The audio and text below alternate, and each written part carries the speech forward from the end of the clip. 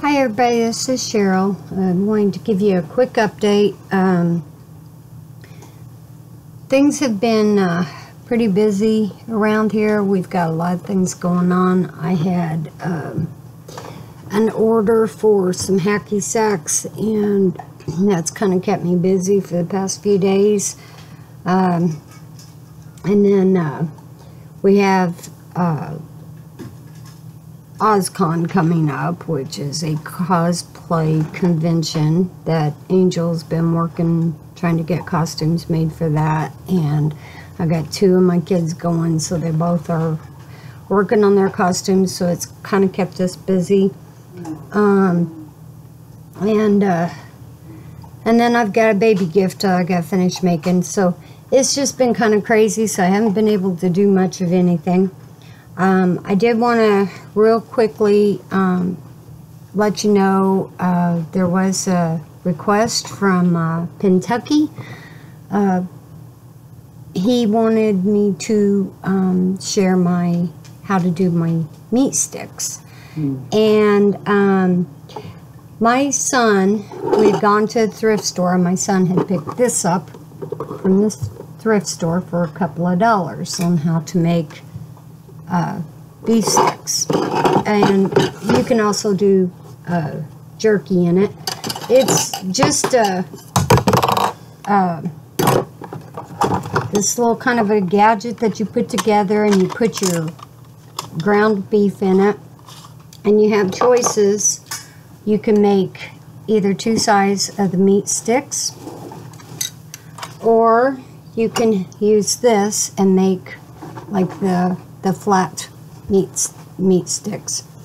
And we had tried the smaller one before, and the thing about this little gadget is it's a great little gadget. The problem with it is you have to have a special seasoning, and so we tried to look online to try to find a seasoning that we could use, and unfortunately, I only was able to find one, and when I went back to try to link up to that to share that with you, I couldn't get a link for it.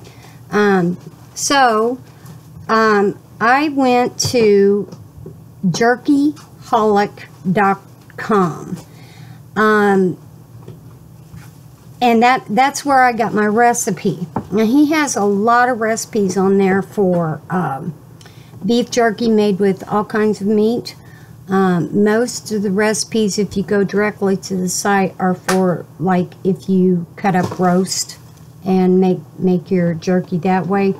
The only way I found his ground beef or his ground meat recipe was actually do a Google search and actually type in meat sticks from ground meat. And then you look for the Jerkyholic website, and it will take you to the meat stick recipe. So that's where I got it from, is jerkyholic.com, and that was the only place I found that actually had a recipe that did not require you to buy the seasoned packets. Now basically all it is you take ground beef, and we actually modified the recipe because we didn't have all the spices on hand, so we tried some different ones. But it has soy sauce, Worcestershire sauce, curing salt, but it also tells you on that website how you can use regular table salt instead. Black pepper, lemon pepper, curry powder, which we did not use the curry powder, we used chili powder instead, and it tasted really good. Let's see, ginger powder, and it called for coriander. We switched that for cumin. Garlic powder and onion powder.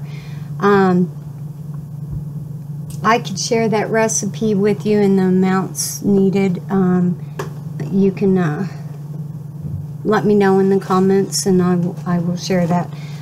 But you can find not only the recipe on this website, jerkyholic.com, but he also explains in detail how to make jerky of all kinds. I mean, he has a lot of recipes on there that I'm wanting to try. He had recipes for deer. He had recipes for trout. A lot of different recipes. I suggest go and check out this. He also explains how to make it in a dehydrator or in an oven or in I believe a smoker. And in the oven, you just put it in your beef sticks in an oven for 10 minutes on 300, and then you lower your oven down to the lowest setting, and he said around 170, and just crack the door open a little bit and let it dry until it's done. Really easy to make. We do have another batch that we're going to try, but like I said, we've been like super busy and we just haven't got to it yet. And this gadget, you don't really have to have this gadget. You could actually take it, and what we're going to attempt to do is we're going to try this one and see if it doesn't pack the meat a little tighter. We're also going to drain out more of the liquid before we pack it in here. But I've seen several places where you can actually pack your meat like you would make hamburger patties, but form them into the meat sticks rather than,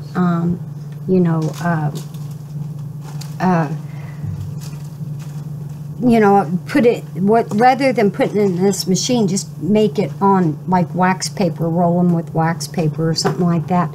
And so we're going to try that too. We're going to try part of them in this little machine, and we're going to try part of them in with just doing them by hand, and let you know how those turn out. My son only paid $2 for this, so it's not like it's a total loss. And we're gonna see if we can't do other things in it too. But I think one of the mistakes we made with our first batch was there was a lot of liquid in it, and it just didn't pack real tight.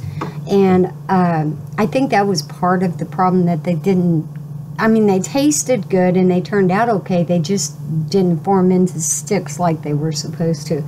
So I think we're going to try some different things and see if that doesn't help. I will try to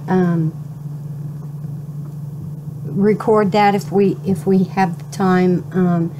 It's just like I said, it's just been so chaotic here, and with OzCon coming up and trying to get ready for that, and then these orders that I've had, it's just been kind of crazy. But I have several things that I want to do for doing videos. I just haven't had a chance to really do it yet. And I'll get the crochet stuff done. I still have more to teach on that.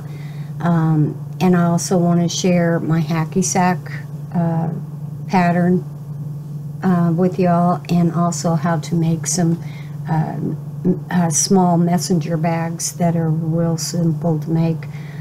My daughter is also going to do a video to show how to attach the things that she made to fabric.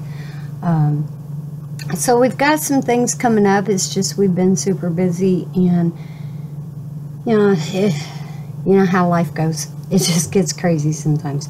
So you all have a nice day, and we will be getting some more videos out as soon as we can. In the meantime, you all stay safe, and talk to you soon.